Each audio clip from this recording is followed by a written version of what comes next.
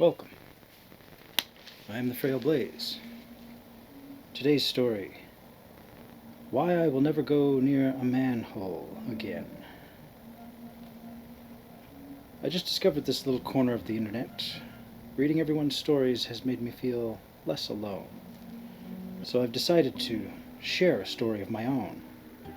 I'm not a spry man, far from it, actually. And my experience has become more of a distant nightmare, but it still haunts my life, nevertheless. So, the early 90s. I remember I was wearing baggy jeans and a t-shirt I had stolen from my friend and had no intention of returning. I walk jovially, with little haste, even though I had a house with kids and a wife to return to. But I decided they could wait. I was chasing a tiny black kitten that brushed up along my leg. When I attempted to grab her, she scurried down an alley. I gave chase, letting the night take me where it wanted me to go. Every time I thought I would catch the thing, I would see its tail snake around a corner. After a few corners, I realized that she had led me to the sketchy part of town. Not sketchy as in broken, but sketchy as in unfinished. It was an area I may have driven through once. I can't even remember the name of the street. Most of the buildings were one-level storefronts that had the skeleton of future builds on top of them. I'm sure if you went there today, it would look like Manhattan. Further down the street were abandoned construction equipment. Their owners had gone home for the night. I thought about heading home, but then I saw the kitten leap with grace atop a backhoe. Psst, psst, psst, psst. I tried to call it over, but the damn thing began licking its taint. Walking forward would be the worst mistake of my life. The road had seen better days, but I had put my faith that it would keep me steady. A single flickering street lamp barely illuminated an inconspicuous manhole that lay in the center of the road. My mind didn't even process it in time, since those things were everywhere. I stepped forward and felt the world disappear beneath my feet. Darkness fell over my vision, and soon all of my senses turned off. When I woke up, I couldn't quite remember who I was or what had happened. That smell is what woke me up, and it made the hairs on my nose want to run for the hills. That was definitely the first thing I became aware of. The next would be the distant sound of a babbling stream. Everything in this place lived in shadow. Anything you could see would only be because it was less dark than the things around it. Still, nothing took a complete shape. The pain swelled in my head. Around the same time, I noticed my entire waist was covered in shit. I started dry heaving the second it all clicked together, but nothing came out. In the dark, no object could be seen besides a pair of vulpine eyes that stared at me. They blinked irregularly, disappearing for a few seconds before returning their gaze. Then he came closer. The eyes belonged to a face that had been caked in layers of sewer bile. When he backed into the corner and closed his eyes, he would disappear completely, but he wanted me to see him. He smiled, and his teeth glinted in the dim light. His mouth looked like a jigsaw puzzle that had lost most of its pieces. I tried to back away from him, but then I found that I couldn't get too far. The last thing I noticed about my hell was that I couldn't move my left arm. With my free arm, I felt for what disabled me, but my hand couldn't push beyond my shoulder because there was a concrete wall. I slowly crept along the solid wall until I reached my shoulder, and I realized my hand was in the wall.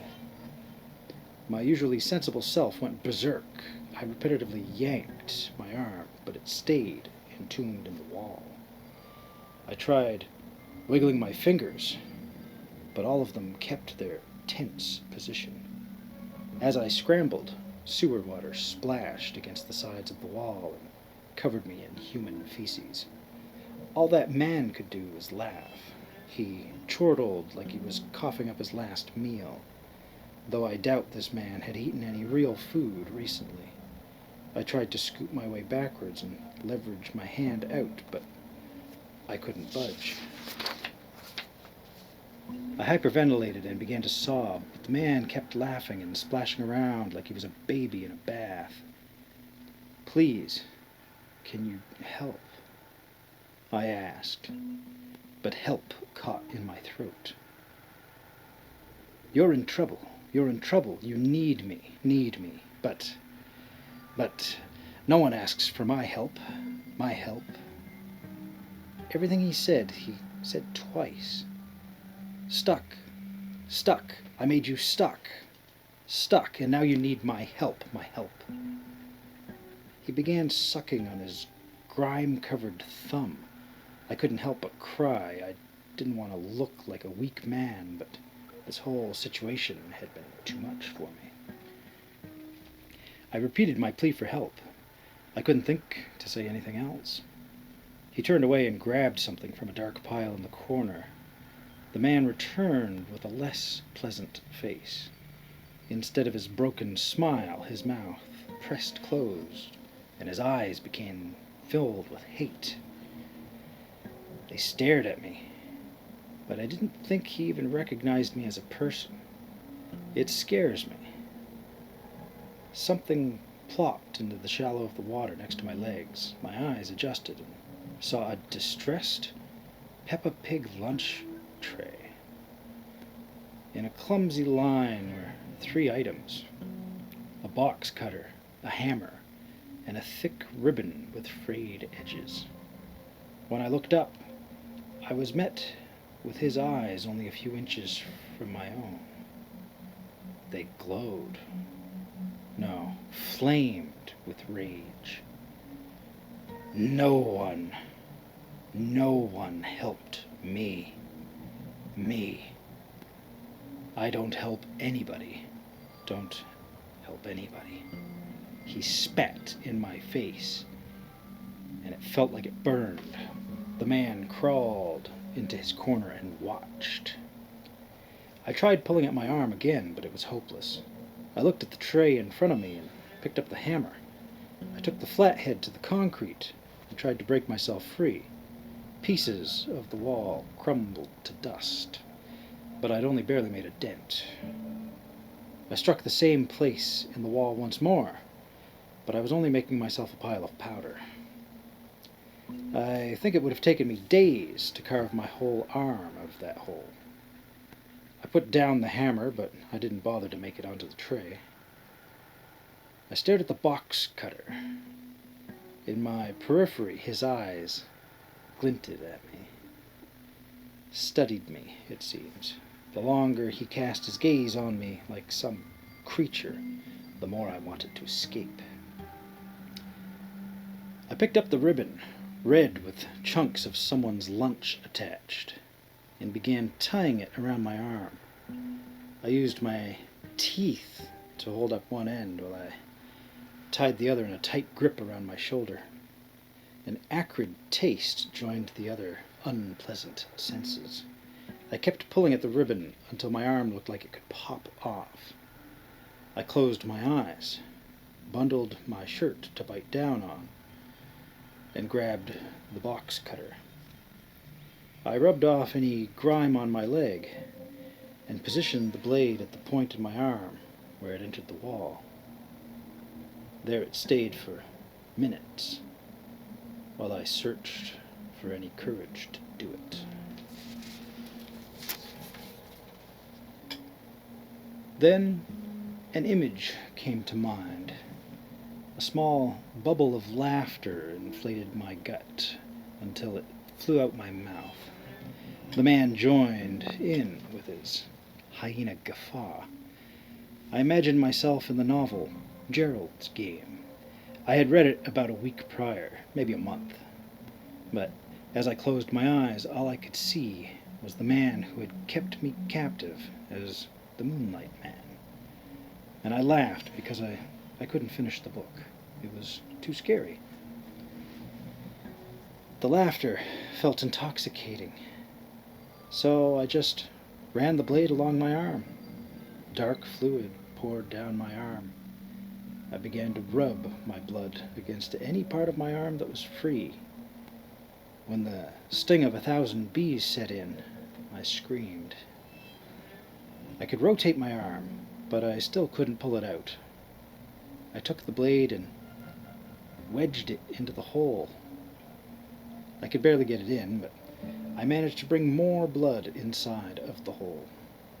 It flowed quickly in every direction.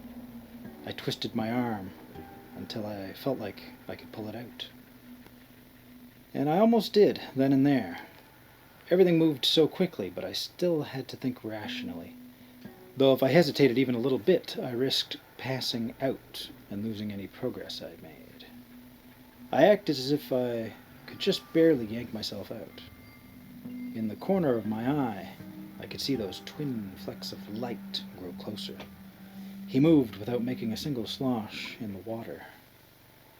I crept my free hand along the floor, making the extra effort to let the rest of my body distract him.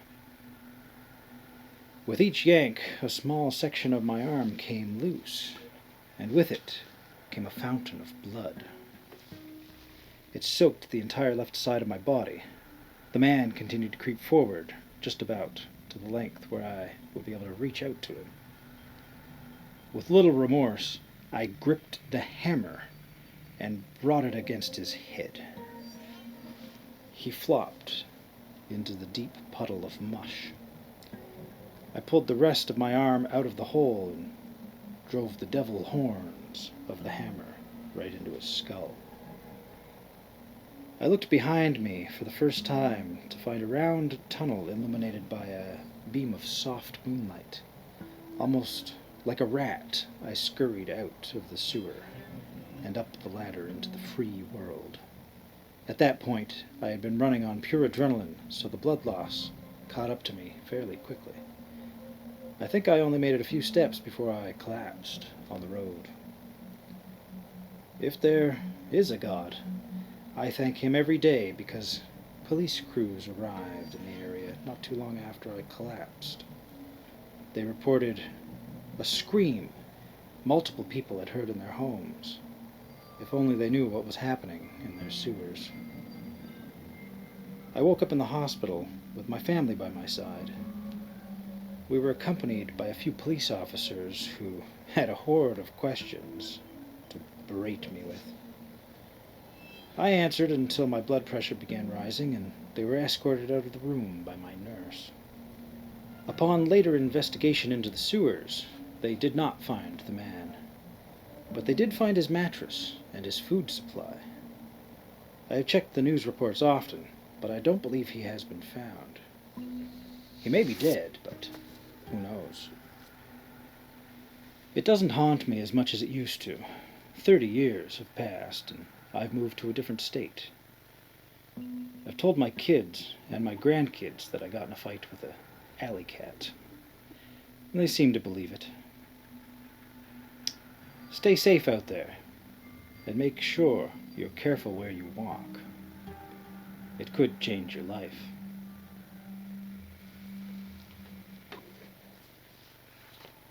An interesting encounter. And some good advice at the end. Let me know what you think in the comments below. Also let me know if you know of any other stories that you'd like me to read. I do hope you'll join me for more Frail Blaze tales.